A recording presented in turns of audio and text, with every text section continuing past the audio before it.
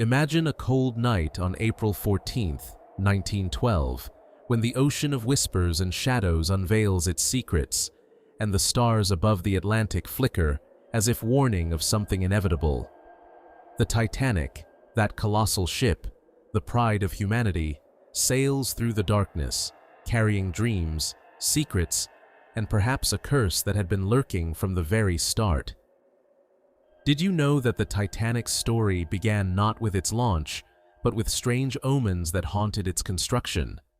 In the Belfast shipyards, where thousands of workers built this giant, whispers spread about ghosts, shadows of sailors from long-lost ships, wandering at night, hammering on metal as if trying to warn of the fate to come. Thomas Andrews, the ship's designer, confided to friends about dreams of a massive iceberg calling the Titanic to it, like a magnet drawing iron. Was it just a dream or a prophecy?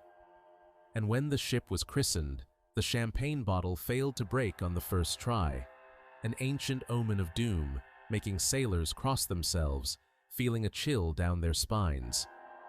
The Titanic set sail from Southampton on April 10th, carrying over 2,000 souls, tycoons in lavish cabins, immigrants in steerage, and among them, those with their own mystical secrets. Take Violet Jessop, the stewardess who survived 3 shipwrecks, including the Titanic.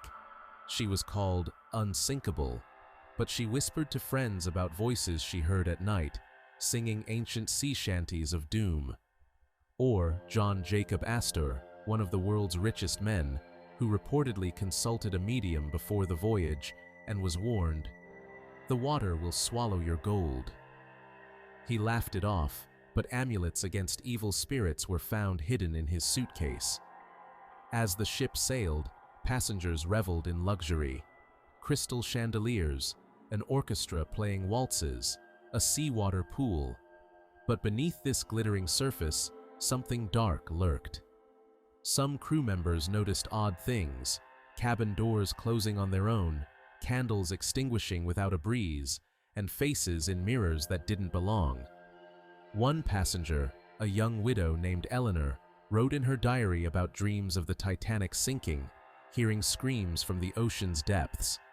Was it telepathy, or were spirits of past wrecks trying to warn her? Captain Edward Smith, a seasoned mariner, dismissed these rumors, but even he received telegrams about icebergs ahead, 6 warnings that mysteriously vanished from his desk, as if an unseen hand hid them. Now picture that fateful night. The Titanic speeds forward, the ocean calm as a mirror. But look out. Frederick Fleet shouts, "Iceberg right ahead!" The collision, like a giant hand from the depths seizing the ship. But was it just an iceberg? Some survivors spoke of a strange glow around it, as if it weren't made of ice, but something otherworldly. And at the moment of impact, they heard not the scrape of metal, but a moan, as if the ocean itself was waking from a slumber. Water flooded the holds, and panic erupted. Women and children first into lifeboats, men bidding farewell to loved ones, the orchestra playing "Nearer, My God, to Thee." But amid the chaos, some saw apparitions, shadows in white gowns wandering corridors, calling out names of the dead. One sailor, Jack Phillips, the radio operator, sent SOS signals, but in the static he heard strange replies, whispers in dead languages, as if souls from past shipwrecks were reaching out. The ship sank slowly, 2 hours and 40 minutes of agony, and in that time, secrets unraveled.